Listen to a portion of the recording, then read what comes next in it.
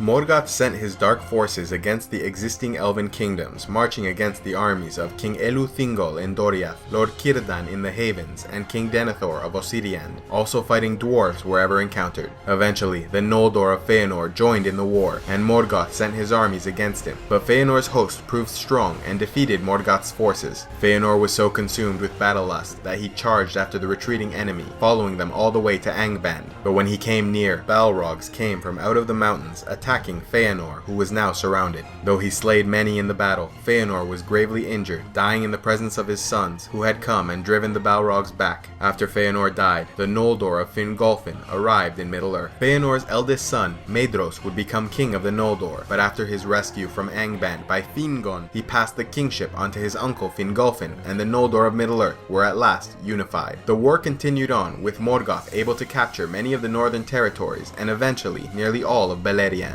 Fingolfin would go alone to Angband, challenging Morgoth to single combat. Though he managed to injure the Dark Lord, he died in the attempt. During the War of Great Jewels, as it came to be known, Morgoth revealed new and exotic terrors, such as Glaurung, first of the dragons, and also bred enormous armies filled with orcs, trolls, balrogs, and fell beasts. They fought against the Elves in many battles, such as the First Battle of Beleriand, Dagor Nuin-Gileath, the Battle of Lamo, Dagor Aglarev, and Dagor Bragola. When the men of the Edain joined the Elves of Beleriand in their war effort, Morgoth set to corrupting the Easterlings, who he would have join the alliance of the Elves, only to betray them at a later date. He raised and gathered mighty lieutenants to oversee his armies and territories, such as Sauron, Gothmog, Glaurung, father of dragons, and Thurin-Wethil. Though Morgoth was steadily gaining ground, winning victory after victory, the elves, humans, and dwarves of Beleriand gathered a great host together, following Maedhros and Fingon of the Noldor at Nirnath Arnodiad, the battle of unnumbered tears. Húrin-Thalín of the House of Hador fought valiantly against Morgoth, killing many in the battle, but he was eventually captured, and a curse was placed upon his house. He would be chained to the top of Thangorodrim and forced to watch his homeland of Hithlum fall to darkness. The curse of Morgoth would ultimately doom not only Húrin, but also his children. Yet despite their great alliance, the betrayal of the Easterlings and the strength of Morgoth proved too great to overcome. The alliance was utterly defeated, and Morgoth's dark shadow came to touch nearly every territory in Beleriand. It was only after Earendil, the half-elven, and his wife Elwing took a Silmaril stolen long ago from Morgoth by Elwing's grandparents, Beren and Luthien, and sailed west across the sea to Aman, in order to beg the aid of the Valar against Morgoth, with the Silmaril given as an offering. The Valar were moved by their plea and traveled west with the Maiar and Vanyar elves to battle Morgoth in the War of Wrath.